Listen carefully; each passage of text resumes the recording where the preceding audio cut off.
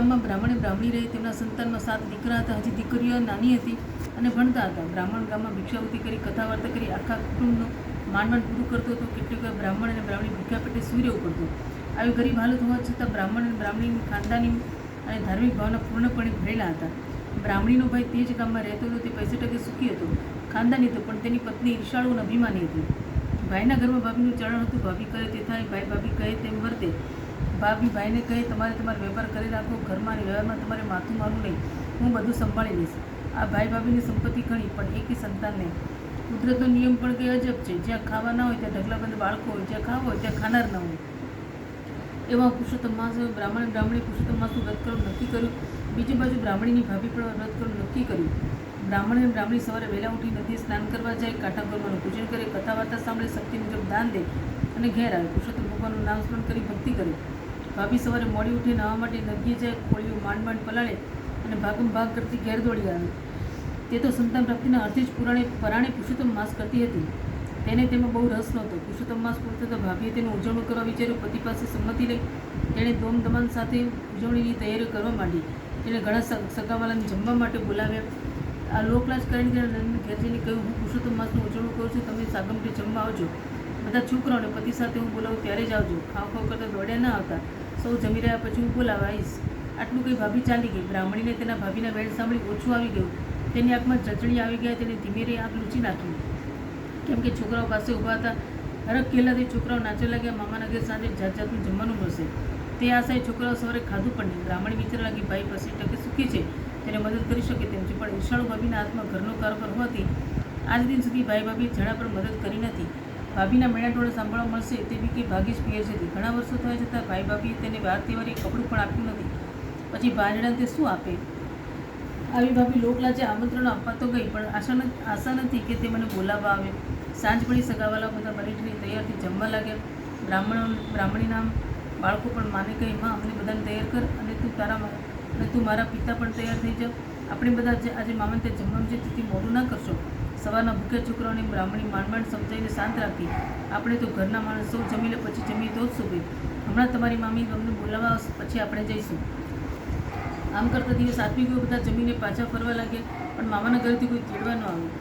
છોકરાઓ ધમપછડા કરતાં સૂઈ ગયા તો બ્રાહ્મણીનો જીવ કકડવા લાગ્યો. હું કેવી અભાગણી કે મારા ભાઈને ત્યાં આખું કામ જમ્યું છે, જ્યારે મારા છોકરાઓ ભૂખ્યા રહ્યા. છોકરાઓ સવારે પૂછશે તો શું જવાબ આપીશ? ભૂખ્યા પેટે સૂઈ ગયેલા છોકરાએ સવારે કંઈક ખાવા આપવું પડશે, તે માટે લાવ ભાઈના ઘેર જાઉં અને ઘરની બહાર પતળા પડ્યા હશે, તેમાંથી કંઈક લેતી આવું. આમ વિચારી તે ભાઈના ઘર તરફ જવા લાગી. ભાઈના ઘેર જઈને જોયું તો ઘરમાં મંગળ ગીતો ગાય છે, આનંદ મસ્તી થાય છે, વાતોના તડાકા ચાલે છે. બ્રાહ્મણી ધીમા પગલે પતરાના ઢગલા પાસે ગઈ. આત્મા કકડે છે, પતળો લેવાનું દિલ થતું નથી, પણ ભૂખ્યા સુતેલા છોકરાને પટાવવા માટે આ બધું તેને કરવું પડે છે. તેણે સટાના છેડે થોડાક પતળા બાંધી ઉચૂક ત્યાંથી પાછી ફરી. બ્રાહ્મણીએ ઘેર આવી પતળામાંથી બધી ગોટો લઈ લાડવા વાળ્યા. પછી બધા પતળાને વાળી ઘરની પાછળના ભાગમાં ફેંકી દીધા. તે રડતી કકડતી ભગવાનનું નામ લેતા સૂઈ ગઈ. બ્રાહ્મણી સવારે વહેલી ઉઠીને ઘરના પાછળ નાખેલા પતળા ભેગા કરીને ઉકળે નાખી દેવાનો વિચાર કર્યો. જ્યાં પતળા તરફ નજર કરી તો બધા પતળા સોના થઈ ગયેલા હતા. તે આ જોઈ આભી બની ગઈ. તેને બે હાથ જોડી પુરુષોત્તમ ભગવાનને નમન કર્યા. તે તરત પતિ પાસે જઈને તેને જગાડ્યાને બધી વાત કરી. બ્રાહ્મણી પુરુષોત્તમ ભગવાનની કૃપામાંની આનંદિત થયા. બ્રાહ્મણ બોલે, ભગવાન પુરુષોત્તમ વ્રત આપણને પડ્યું છે, તેમણે આપણી ગરીબી જોઈ આપણો ઉદ્ધાર કર્યો છે. ત્યારે બ્રાહ્મણી બોલી, તમે આમ લાલચમાં ન પડો. આ પતળા આપણા નથી, મારા ભાઈના છે. જે વસ્તુ જેની હોય તેને સોંપી દેવી જોઈએ, તેમાં જ પ્રભુ રાજી રહે છે. બ્રાહ્મણ ગરીબ હતો, પણ ધર્મના માર્ગે ચાલનારો હતો. તેને પતિની વાત સાચી લાગીને પતિને કહ્યું, તું કહે તે બરાબર છે. આપણે લાલચમાં આવા પતળા આપણે ત્યાં રાખવા ન જોઈએ. તું આ સોનાના પતળા તારા ભાઈને ત્યાં આપી આવ. અગર તારા ભાઈને અહીં બોલાવી તેને સુપ્રત કર. બ્રાહ્મણી તરત ભાઈના ઘેર પહોંચી. ભાઈ ભાભી હમણાં જ ઉઠ્યા હતા. બહેનને આવેલી જોઈને ભાઈ બહાર આવ્યો એટલે બહેને ધીમા સાથે કહ્યું, ભાઈ મારે તમારું જરૂરી કામ છે, એટલે મારા સાથે ઘેર ચાલ્યું. નણંદનો વાત સાંભળી તેની ભાભી ઘરમાંથી બહાર આવી. તેને લાગ્યું કે નણંદ નોતરું આપવા છતાં ભૂખી રાખી છે, તેથી એ ભાઈના કાન ભંભેરવા આવી હશે. આથી ઉતાળા હતી બોલી, નણંદબા તમે ગઈકાલે રાતે તો બધા ભરપેટ જમી ગયા છો, છતાં અત્યારે મીઠાઈ માંગવા દોડ્યા આવે, તમને શરમ નથી આવતી? ભાભીના આ વેણ સાંભળી બ્રાહ્મણીની આંખમાં જળજળી આવી ગયા. દીધા નોતરે ભાણેજડા ભૂખ્યા રહ્યા એ વાતનું દુઃખ તો હતું જ, તેમાં ઉપરથી આવું બોલીને ભાભી ડામ દઈ રહી હતી. કહેવા માટે જીવ તો સળવળી, પણ વાત સાંભળી ભાઈનું દિલ ડૂબશે તે વિચારથી મૌન રહી. ભાઈ બોલ્યો, કાલે તમે જમવા આવ્યા હતા, છતાં મને મળ્યા પણ નહીં. મારે તમને કાપડું આપવાનું હતું. આમ છતાં બ્રાહ્મણી કંઈ બોલીને ભાઈને લઈને પોતાના ઘેર આવ્યા. સોનાના પતળા તે સન્મુખ મૂકી બોલી, ભાઈ આ સોનાના પતળા છે, તમે લઈ જાઓ. આ પતળા ઉપર મારો કોઈ અધિકાર નથી. ભાઈ આ સોનાના પતળા અને બેનની વાત સાંભળી નવાઈ પામી. તે બેન સામું જોયેલું બોલ્યો, આ બધું શું છે તેની મને સમજ પડતી નથી, તો વિગતથી સમજાવે એટલે કંઈ સમજ પડે. ત્યારે બ્રાહ્મણી આંસુભરી આંખે કહેવા લાગી, ભાઈ હું ખોટું નહીં બોલું. મારી ભાભી મને જમવા માટે ગઈકાલે નોતરું આપવા આવી હતી અને કહેલ કે હું તમને જમવા બોલાવવા આવું ત્યારે તમે બધા જમવા આવજો.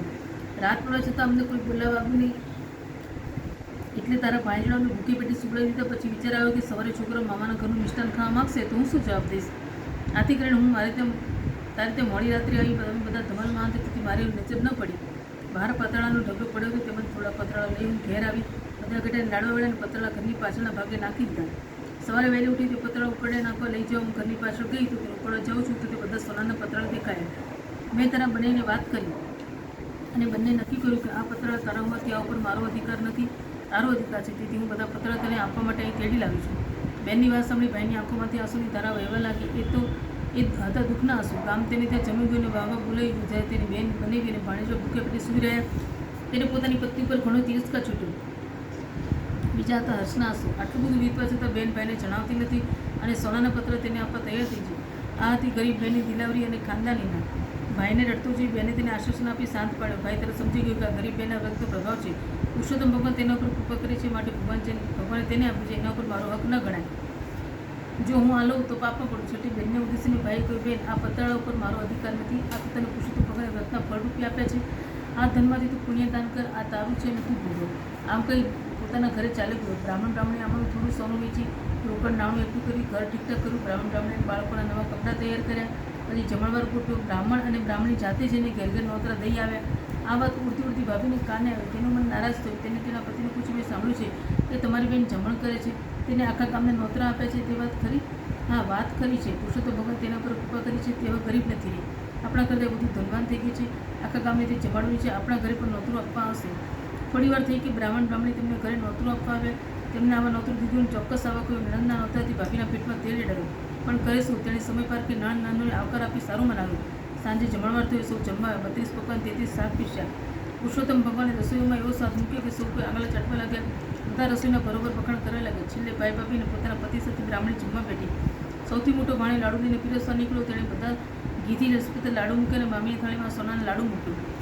સોનાનો લાડુ જોઈ મામી બોલી, ભાણેજા આ તે વળી મને શું પીસ્યો? સોનાના લાડુ ખવાતો હશે, તું ખરો છો. ત્યારે ભાણેજ ઠાવકુમો રાખી બોલ્યો, મામી અમે રહ્યા ગરીબ, તમને શોભે એવું તેવું પીસ્યું છે, માટે પ્રેમથી જમો. તમારા ઘરે અમે જમવા ત્યારે તમે અમારી ઘણી સરભરા કરી હતી, એ સરભરા અમારાથી થઈ શકે નહીં. આ તો ફૂલ નહીં ને ફૂલની પાકડી. ભાણેજડાનો ટોણો મામી તરફ સમજી ગઈ. તેનો પોટકનો પાર ન, તેની આંખો ઉડી ગઈ. તેથી આંખમાંથી અનાયાસે આંસુ સરી પડ્યા. તેને ઘણો પસ્તાવો થયો. તેણે ઊભી થઈ નણંદની માફી માંગી. નણંદને તેને માફ કરી. આ રીતે પુરુષોત્તમ માસનું વ્રત કરતી ગરીબ બ્રાહ્મણનો ઉદ્ધાર થઈ ગયો અને સુખ શાંતિથી તેના પરિવાર સાથે રહેવા લાગ્યો. બોલો પુરુષોત્તમ ભગવાન કી જય. અચ્યુતમ કી જય. અચ્યુતમ કેશવમ શ્રી રામ નારાયણમ શ્રી કૃષ્ણ દામોદરમ શ્રી વાસુદેવમ હરે શ્રીધરમ માધવમ શ્રી ગોપિકા વલ્લભમ શ્રી જાનકી નાયકમ શ્રી રામચંદ્રમ હરે રામકૃષ્ણ દેવ કી જય.